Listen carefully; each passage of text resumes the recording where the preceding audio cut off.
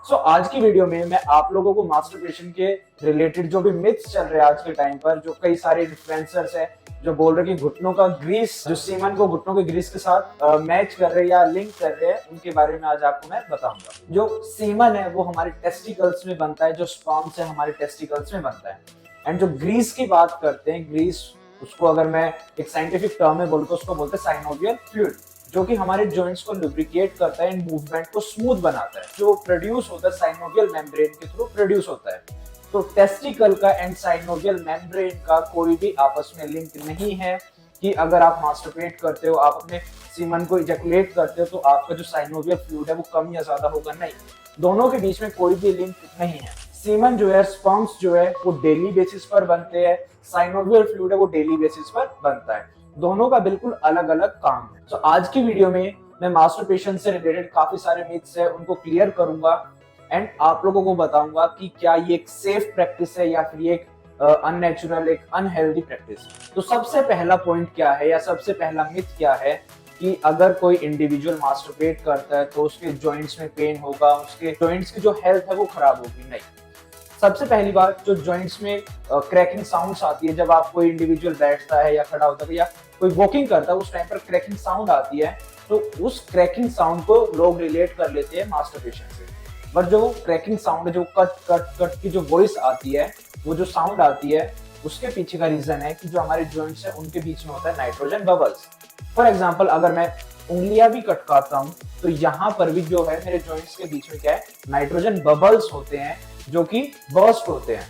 अब वो बबल्स जब बर्स्ट होते हैं तो उसकी साउंड आती है एंड वो क्रैकिंग साउंड होती है। तो ये बिल्कुल हेल्दी है, कोई आपको इश्यू करने की या कोई बहुत ज्यादा सोचने की नीड नहीं है अगर आपके जॉइंट्स में क्रैकिंग साउंड्स आती है। बस अनटिल और अनलेस, या फिर मैं बोलूं कि टर्म एंड कंडीशन क्या है कि अगर आपके जॉइंट्स में पेन होता है तो वो आपके एक चिंता करने वाली बात है कि पेन क्यों हो रहा है, क्या आपकी कार्टिलेज डिग्रेड हो रहे हैं, क्या आपकी बोन्स डिग्रेड हो रही है, या आपकी कोई जो कनेक्टिव टिश्यू है, लिगामेंट है, टेंडन है, किसी में इश्यू हो रहा है। तो वहां पर आपको एक बार डॉक्टर के साथ कंसल्ट करो एंड उसके बारे में बात करो कि आपके जॉइंट्स में पेन हो रहा है। बट मास्टरपेशन का, स्पर्म्स का एंड आपके जॉइंट में क्रैकिंग साउंड का कोई भी लिंक, कोई भी रिलेशन नहीं है। सेकंड मिथ या फिर सेकंड जो पॉइंट आज मैं आपको बताता हूं वो क्या है कि जब कोई इंडिविजुअल मास्टरपेट करता है तो उस इंडिविजुअल का मसल लॉस होता है, उस इंडिविजुअल की एनर्जी लॉस होती है, वो टायर्ड होता है। नहीं, यहाँ पर क्या होता है, जब जैसे ही आपका जो सीमन है, जो आपका स्पर्म है, इजैकुलेट होता है, वहां पर आपकी बॉडी में प्रोलैक्टिन है, ऑक्सीटोसिन है एंड डोपामाइन है,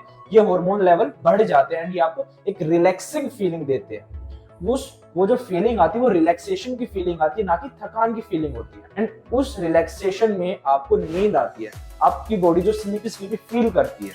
तो वहां पर एक रिलैक्स होना और थकना दोनों अलग अलग चीज है। एंड यहाँ पर फिटनेस इन्फ्लुएंसर जो है, जो अपने आप को बड़े बड़े गुरुजी बोलते हैं, जो 50 ग्राम सत्तू से आपकी बॉडी बनवा देते हैं, वो लोग आपको कंफ्यूज कर रहे हैं रिलैक्सेशन में एंड आपकी थकान में।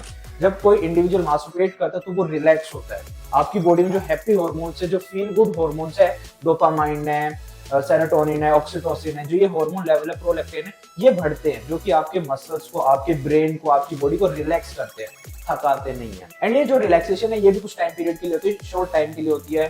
आधा घंटा, 1 घंटे के बाद आप वापस से एक्टिव फील करना स्टार्ट कर देते हो। मसल लॉस का कोज क्या है? आपकी डाइट है। आप अगर प्रॉपर डाइट नहीं लेते हो, आपकी बॉडी में या आपकी जो डाइट में प्रोटीन इंटेक अच्छा नहीं है, तो आपका मसल लॉस होगा। आपकी बॉडी में जो टेस्टोस्टेरोन लेवल है वो काफी ज्यादा कम है, तो आपको मसल लॉस हो सकता है। एंड अगर आप वर्कआउट नहीं कर रहे हो, बॉडी का एक सिंपल सा प्रिंसिपल है, इधर यूज इट और लूज इट। अगर आप किसी टिश्यू को यूज करोगे तो वो आपकी बॉडी को लगेगा कि ये जो टिश्यू है, ये जो चीज है मेरी बॉडी के लिए या मेरे लिए काफी ज्यादा इंपॉर्टेंट है, तो उस टिश्यू को प्रिजर्व करके रखती है। तो जब हम वेट ट्रेनिंग करते हैं तो हम मसल को बार बार यूज करते हैं एंड हमारी बॉडी को लगता है कि वो जो मसल है, वो जो टिश्यू है, वो मेरे लिए काफी ज्यादा इंपॉर्टेंट है। तो वो मेरी बॉडी उस मसल को, उस टिश्यू को प्रिजर्व करके रखती है, उसको स्ट्रॉन्ग बना के रखती है। बट जैसे हम वर्कआउट करना छोड़ देते हैं, हम बिल्कुल सेडेंटरी लाइफ को फॉलो करना स्टार्ट कर देते हैं, तो हम उस मसल को यूज नहीं करते, उस टिश्यू को यूज नहीं करते हैं, तो बॉडी के लिए एक एडिशनल स्ट्रेस आ जाता है। एडिशनल स्ट्रेस किस बात का आता है कि जब हम खाना खाते हैं तो हमारी बॉडी उस खाने से एनर्जी बनाती है। तो अब मसल का साइज फॉर एग्जांपल इतना है, तो उसकी एनर्जी की रिक्वायरमेंट ज्यादा हुई। अब मसल का साइज हम कम कर देंगे तो उसकी एनर्जी की रिक्वायरमेंट कम हो जाएगी।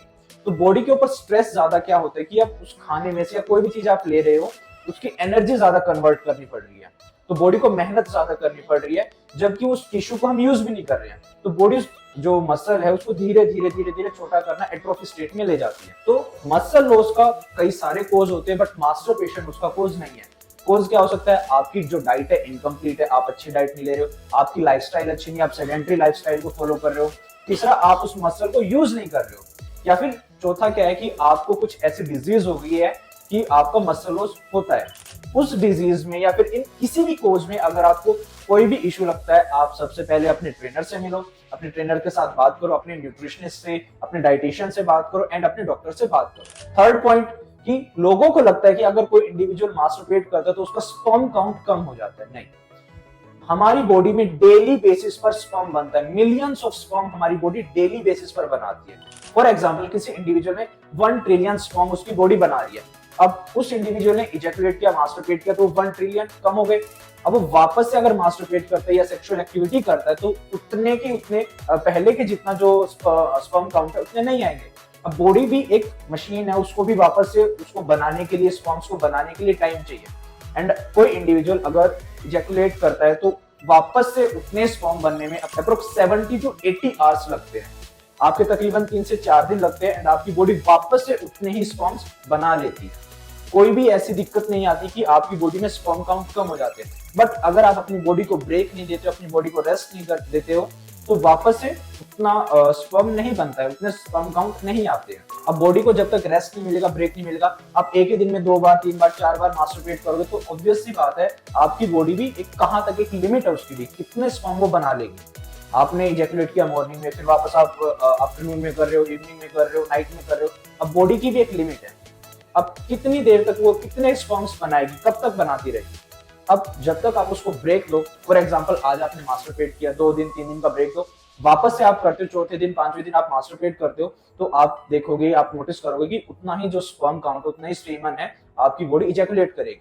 तो कोई इंडिविजुअल मास्टरबेट करता है तो स्पर्म काउंट कम नहीं होंगे, बस आपको थोड़ा सा ब्रेक देना, अपनी बॉडी को रेस्ट कराना, ताकि आपकी बॉडी वापस से सेम स्पर्म काउंट प्रोड्यूस कर ले। सो आज मैंने आपको कुछ मिथ्स बताए हैं कि मास्टरबेट करने से ना तो आपके जॉइंट हेल्थ पे कोई इशू आता है, मास्टरबेट करने से ना ही आपका मसल लॉस होता है, ना ही कोई आपको थकान होती है। वो जो फीलिंग आती है वो रिलैक्सेशन की फीलिंग आती है, वो स्लीपीनेस की फीलिंग आती है, नींद आती है आपको, आपका माइंड रिलैक्स हो जाता है, आपकी बॉडी रिलैक्स हो जाती है। एंड उसके साथ साथ मैंने आपको बताया कि जो स्पर्म काउंट है वो भी कम नहीं होते, बस आपको अपनी बॉडी को रेस्ट देना होता है कि कुछ टाइम के लिए आपको अपनी बॉडी को छोड़ देना कि वो वापस से अपने स्पर्म्स को प्रोड्यूस करे।